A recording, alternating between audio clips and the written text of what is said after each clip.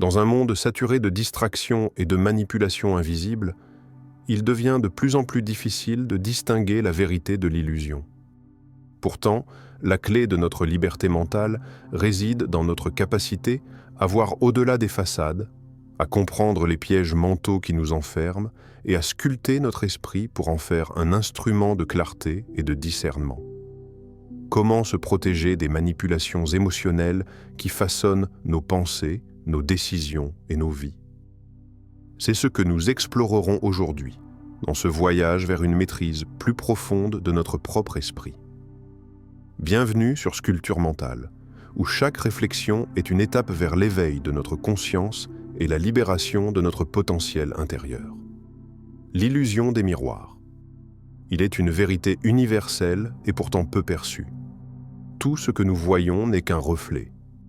Nous vivons dans un monde où la réalité se déforme derrière des couches de perception filtrées par nos propres désirs, par la vision des autres, par les attentes d'une société souvent aveugle à ce qu'elle impose. Imaginez un miroir. En face de nous se tient l'image que nous croyons être la nôtre. Mais derrière cette image, il y a des fissures invisibles, des distorsions, des illusions créées par la peur et l'envie. Chaque jour, nous nous regardons dans ce miroir. Nous voyons ce que nous pensons être, mais rarement ce que nous sommes réellement.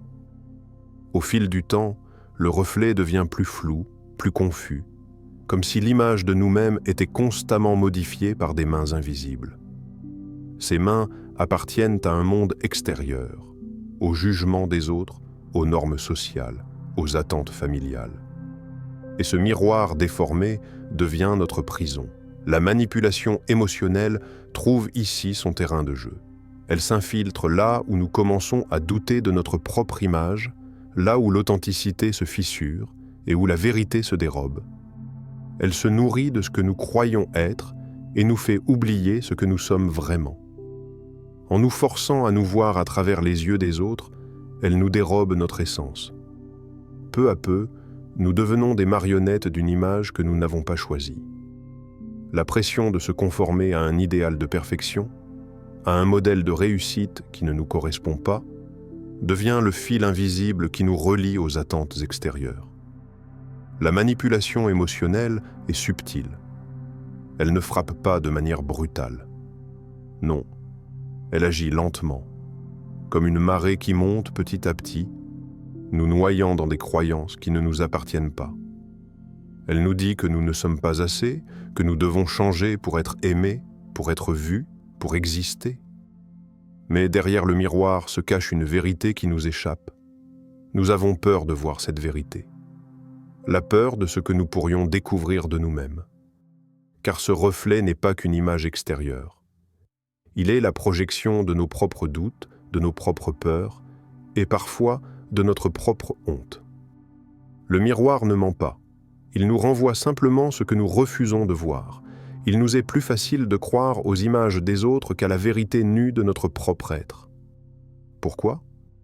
Parce que cette vérité, sans artifice, sans masque, sans filtre, peut nous effrayer. Elle nous demande d'affronter ce que nous sommes réellement, sans embellissement, sans justification. Et souvent, cela fait mal. La question qui se pose est donc, que se cache-t-il derrière ce miroir ? Qui sommes-nous lorsque nous cessons de fuir la confrontation avec notre propre reflet? Oser regarder dans ce miroir, sans chercher à y modifier ce qui s'y trouve, est un acte de courage. Car il nous oblige à affronter nos faiblesses, à accepter nos imperfections, à faire face aux parts de nous que nous avons longtemps ignorées. Et dans cette confrontation, il n'y a pas de place pour l'illusion. Regarder ce miroir, c'est voir au-delà des attentes, au-delà des projections d'autrui, et oser percevoir ce que nous sommes véritablement. C'est accepter que ce qui nous définit ne réside pas dans l'image que nous renvoie le monde, mais dans la réalité de ce que nous ressentons, de ce que nous sommes profondément, sans phare, sans masque.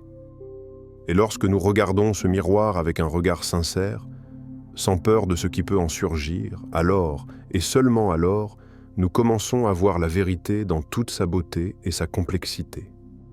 Parce qu'en fin de compte, la vérité de notre être n'est pas celle que nous cherchons à imposer au monde, mais celle que nous acceptons de découvrir en nous-mêmes. L'ombre que l'on porte en soi, il existe une partie de nous que l'on ose regarder, un recoin sombre de l'âme que l'on cache soigneusement aux autres et parfois même à soi-même. C'est l'ombre, cette facette de notre être que l'on préfère ignorer, mais qui, paradoxalement, définit une grande partie de ce que nous sommes. L'ombre est constituée de toutes ces parts refoulées de nous, ces peurs, ces désirs inavoués, ces blessures enfouies sous des couches de confort. Mais si nous avons appris à l'ignorer, l'ombre, elle, n'a pas disparu. Elle grandit lentement dans le silence, attendant le moment propice pour survivre, souvent au moment où nous sommes les plus vulnérables. La vérité sur l'ombre est simple. Plus nous cherchons à la fuir, plus elle devient forte. Elle nous poursuit sans relâche, se nourrissant de nos peurs, de nos doutes et de nos insécurités. À chaque fois que nous choisissons de cacher une émotion, de fuir une vérité, de refuser de confronter nos faiblesses, nous permettons à l'ombre de se nourrir, de croître en nous et de prendre le contrôle. Elle devient ce monstre intérieur qui, au moindre moment de faiblesse, refait surface, nous tirant vers des comportements que nous réprouvons, des pensées destructrices qui sabotent nos actions. Ce n'est pas l'ombre en soi qui est dangereuse, mais le fait de lui tourner le dos. La manipulation émotionnelle joue exactement sur cette dynamique. Elle exploite cette peur enfouie au fond de nous, cette peur d'affronter ce que nous sommes vraiment. Elle se glisse dans les failles que nous avons créées, en jouant sur nos fragilités et nos besoins non satisfaits. Elle ne frappe pas là où nous sommes forts, mais là où nous sommes vulnérables. Elle sait que dès qu'un humain est confronté à une émotion non résolue ou une peur enfouie, il réagit impulsivement, parfois irrationnellement, souvent sans prendre le temps de réfléchir. Prenons l'exemple de cet homme, prisonnier de son propre confort mental. Depuis des années, il évite de faire face à sa propre ombre. Chaque pensée inconfortable, chaque émotion qui émerge, il les chasse, les refoule. Il se raconte des histoires qu'il veut croire, qu'il est heureux, qu'il n'a pas de problème, qu'il n'a pas de doute. Mais, au fond, quelque chose ne va pas. L'ombre grandit en lui, prête à déferler, prête à l'envahir dès qu'un petit événement vient perturber l'équilibre fragile qu'il a créé. Et c'est alors que la manipulation émotionnelle prend le relais. Quelqu'un d'autre capte cette faiblesse, cette hésitation, et commence à tordre la réalité, à jouer sur ses insécurités. En un instant, il se laisse manipuler, il perd toute capacité à réfléchir lucidement. L'ombre a pris le contrôle, le rendant aveugle à la réalité et aux choix qu'il pourrait autrement faire. L'ombre ne se manifeste pas toujours de manière évidente. Elle se glisse dans des pensées, dans des croyances sous-jacentes, dans des comportements répétitifs. C'est elle qui nous pousse à rechercher des validations externes, à chercher constamment l'approbation des autres, à douter de nous-mêmes lorsque nous ne recevons pas cette validation. C'est elle qui nous fait dire oui alors que nous devrions dire non, qui nous pousse à éviter les confrontations importantes par peur d'affronter nos propres faiblesses. Mais qu'en est-il de toi face à ton ombre? As-tu appris à l'ignorer, à la cacher dans les recoins les plus sombres de ton âme? Ou as-tu, enfin, décidé de l'affronter? Car c'est dans cette confrontation, dans ce courage de voir nos faiblesses et nos parts cachées, que réside la véritable force. L'ombre ne disparaîtra pas tant que tu ne lui feras pas face. Elle continuera de grandir, de tordre la réalité, de manipuler tes choix, jusqu'au jour où tu choisiras d'arrêter de fuir. Affronter l'ombre n'est pas un acte de destruction, mais de guérison. Ce n'est pas en la combattant que l'on se libère, mais en l'acceptant, en comprenant d'où elle vient et en apprenant à l'intégrer dans notre existence, à la regarder sans peur, sans jugement. Ce faisant, l'ombre cesse d'être une menace et devient une partie de notre intégrité, un guide silencieux vers une vie plus authentique et plus éclairée. La danse des marionnettes. Nous sommes tous, à un moment donné, des marionnettes dans un théâtre silencieux.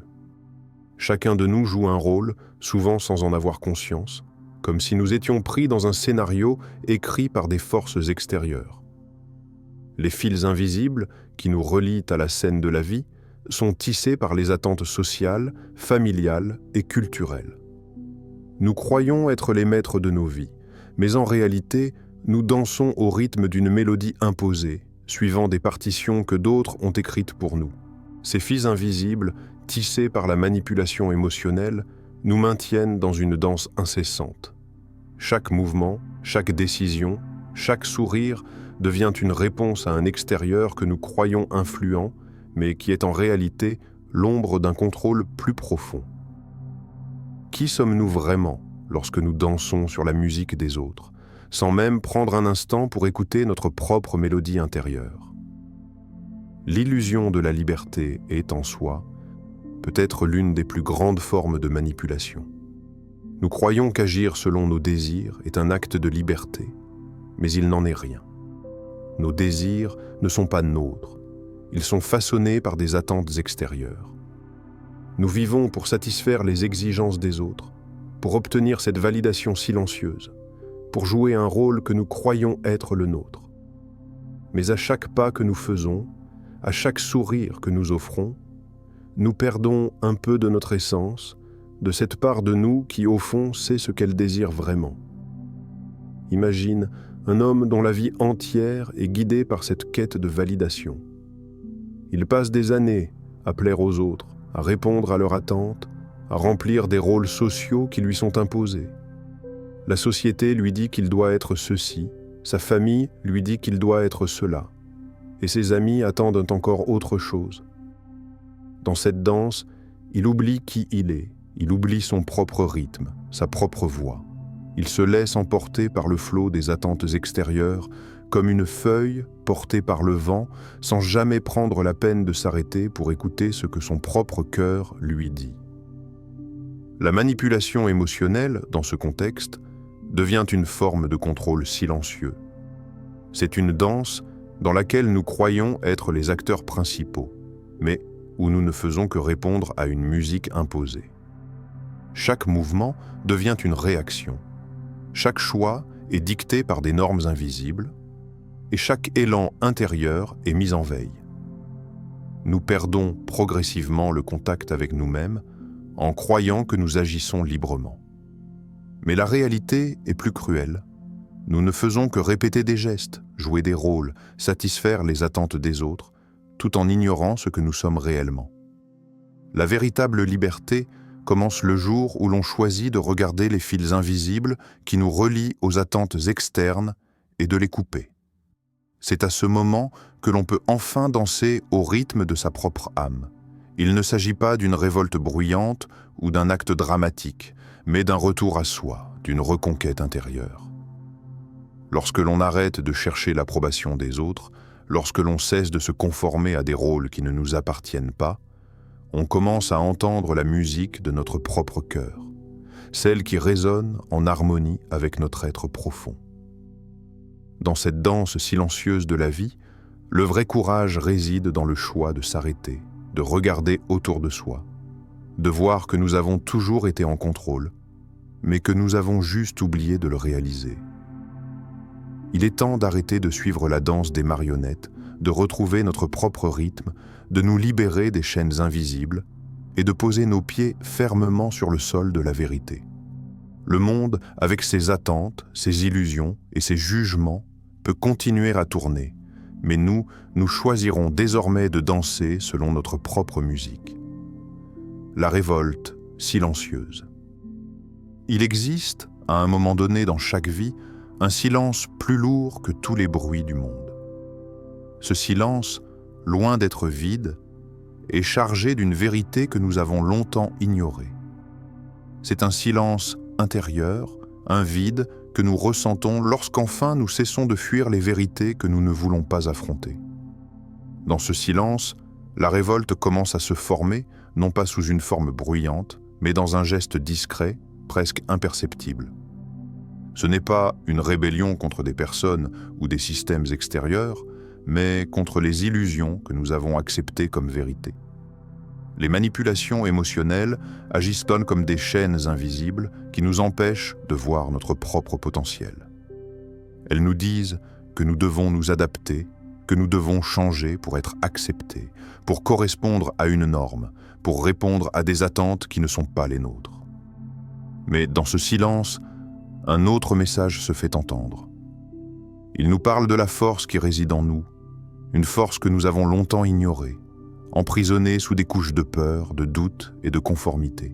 La révolte que nous devons mener est une révolte contre cette manipulation subtile, ce conditionnement que nous avons accepté au fil des années. Ce n'est pas une révolte bruyante qui défie bruyamment les autres. Non, c'est une révolte douce, mais implacable. Un acte de courage silencieux. Car il faut du courage pour regarder la vérité en face, pour accepter que l'on a été manipulé, que l'on a permis au monde extérieur de dicter nos pensées, nos choix et nos actions. Ce n'est qu'en se révoltant contre ces illusions que nous commençons à voir le monde sous un nouveau jour, à voir notre véritable essence se révéler. Les manipulations émotionnelles cherchent à créer une dépendance, une relation où nous dépendons constamment de l'approbation des autres, de leur validation pour nous sentir vivants, pour nous sentir exister. Elles nous enferment dans un rôle, une identité qui n'est pas la nôtre, mais que nous croyons être la nôtre, parce qu'elle est imposée par ceux qui nous entourent. C'est dans ce piège que l'on perd la connexion avec soi-même. Mais cette révolte intérieure, cette rupture silencieuse avec les attentes externes, commence à briser les chaînes. Ce chemin vers l'autonomie intérieure commence avec une simple décision, celle de ne plus être une victime des circonstances extérieures. Ce n'est pas une question de résister au monde, mais de se libérer de ses illusions. C'est choisir de vivre selon sa propre vérité, de suivre son propre chemin, même si ce chemin est solitaire et semé d'embûches. Cela demande un courage immense, car affronter la vérité de soi-même signifie accepter de se détacher de l'idée que l'on doit répondre à des attentes extérieures. La révolte silencieuse n'est pas une guerre contre le monde, mais une guerre contre l'image déformée que nous avons de nous-mêmes. C'est le refus d'être réduit à un rôle, à une étiquette, à une version de soi-même imposée par d'autres. Il s'agit de retrouver notre propre voix, celle qui a été étouffée sous des couches de conformisme et de peur. Lorsque l'on choisit de ne plus être une victime, on choisit de se réapproprier sa propre vie. On choisit de ne plus se soumettre à des attentes et des jugements, mais de vivre selon notre propre vérité. Ce chemin ne se fait pas à l'extérieur, dans la recherche de l'approbation des autres, mais à l'intérieur, dans cette quête de clarté qui nous guide vers l'autonomie. La révolte silencieuse commence par un geste simple, celui de s'écouter. Ce n'est pas un cri contre le monde, mais un murmure profond qui résonne en nous. C'est l'acceptation de soi, avec toutes ses contradictions, ses faiblesses et ses forces. C'est l'affirmation que nous avons le droit de vivre selon notre propre vérité, sans craindre la désapprobation, sans chercher l'approbation des autres. Et dans ce chemin de révolte, nous trouvons une liberté plus grande, une liberté intérieure qui n'a rien à voir avec l'évasion du monde, mais avec l'acceptation de notre propre être. Et toi, dans quel domaine de ta vie continues-tu à obéir à des attentes qui ne sont pas les tiennes? Où la révolte silencieuse peut-elle commencer pour toi? L'éveil du sage intérieur. Il existe dans chaque être humain une quête silencieuse, une recherche constante d'une vérité profonde. C'est la quête de soi, cette recherche sans fin qui commence par un questionnement fondamental. Pourquoi cherchons-nous constamment à plaire aux autres? Pourquoi vivons-nous souvent sous l'ombre de la validation extérieure, comme si nos propres existences dépendent du regard des autres? Cette peur, cette insécurité qui nous pousse à tout sacrifier pour un peu d'approbation, n'est rien d'autre qu'une forme subtile de manipulation émotionnelle. Une manipulation qui prend racine dans la peur de l'abandon, la peur du rejet. Nous nous efforçons de correspondre aux attentes, de nous conformer à des normes, pensant que c'est ainsi que nous serons acceptés, que nous serons aimés. Mais la vérité est autre. Ce n'est que lorsque nous cessons de courir après les illusions extérieures que nous commençons à nous découvrir véritablement. Ce n'est que lorsque nous faisons taire la clameur des attentes et des jugements que nous pouvons entendre la voix intérieure qui, depuis toujours, nous guide. Ce chemin vers l'éveil du sage intérieur est un chemin silencieux, une voie de retour à soi. Il ne s'agit pas d'accepter ce que le monde attend de nous, mais d'accepter ce que nous sommes réellement, au-delà des apparences, au-delà des façades. La manipulation émotionnelle puise sa force dans nos propres insécurités, dans cette volonté presque obsessionnelle d'être aimé, d'être vu sous un jour favorable. Mais lorsqu'enfin nous cessons de chercher cette validation extérieure, nous rencontrons une paix intérieure que nous ignorions jusque-là. Ce n'est pas la paix d'une tranquillité superficielle, mais celle qui naît du fait d'accepter notre véritable nature. Cette paix est l'éveil du sage intérieur. Ce sage qui ne cherche plus à plaire aux autres, mais qui agit selon sa propre vérité, selon les principes intérieurs qui résonnent profondément en lui. C'est un chemin difficile, semé d'embûches, car il exige du courage. Il faut le courage de regarder la réalité en face, de voir et d'accepter que nous avons été manipulés, que nous avons été bercés par des illusions créées par la société, la famille, et parfois même nous-mêmes. Il faut le courage de renoncer à cette quête incessante de validation, de se détacher de cette dépendance émotionnelle et de commencer à marcher seul, en suivant notre propre chemin, même si celui-ci semble solitaire et difficile. Mais en chemin, une vérité profonde se révèle à ceux qui osent entreprendre ce voyage intérieur. La véritable liberté n'est pas celle qui réside dans l'acceptation des autres, dans le désir d'être aimé par tous, mais dans l'acceptation de soi-même. La liberté intérieure naît lorsque l'on cesse de chercher à se conformer aux attentes extérieures et que l'on choisit de vivre selon nos propres principes, nos propres vérités. Ce n'est pas un acte de rébellion contre le monde, mais un acte de réconciliation avec soi-même. En cessant de chercher à plaire aux autres, nous nous libérons de l'emprise des jugements et des attentes.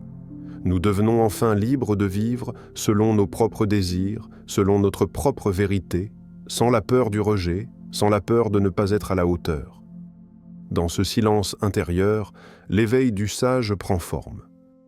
Il nous guide vers une nouvelle manière de vivre, une manière où nous agissons selon nos principes, non plus pour répondre à un besoin de reconnaissance, mais pour nourrir notre propre âme. C'est ce sage intérieur qui sait que la véritable paix ne réside pas dans les regards des autres, mais dans la connexion profonde avec soi-même. Le voyage vers cet éveil est lent, parfois douloureux, mais chaque pas en avant est un pas vers une plus grande liberté, une plus grande authenticité. Et toi, es-tu prêt à regarder au fond de toi-même, à affronter cette vérité silencieuse qui te libérera des illusions extérieures ? Es-tu prêt à écouter la voix du sage intérieur qui t'appelle à vivre selon ta propre vérité, sans crainte du jugement extérieur ? L'éveil commence là, dans ce silence, dans cette acceptation profonde de toi-même. La quête de liberté intérieure et d'authenticité est un voyage qui ne connaît pas de raccourci. C'est une route sinueuse, parfois solitaire, mais qui mène à une paix profonde, celle de vivre selon sa propre vérité, sans dépendre des attentes des autres. En libérant notre esprit des manipulations et des illusions extérieures, nous retrouvons le pouvoir de créer notre propre destinée. Si ce chemin résonne en toi, si tu sens que la vérité et la liberté sont à portée de main, il est temps de faire un premier pas. Rejoins-nous sur Sculpture Mentale, là où chaque réflexion est une invitation à éveiller ton potentiel intérieur et à vivre une vie plus authentique. Ne laisse pas le bruit extérieur t'empêcher de découvrir ta véritable essence.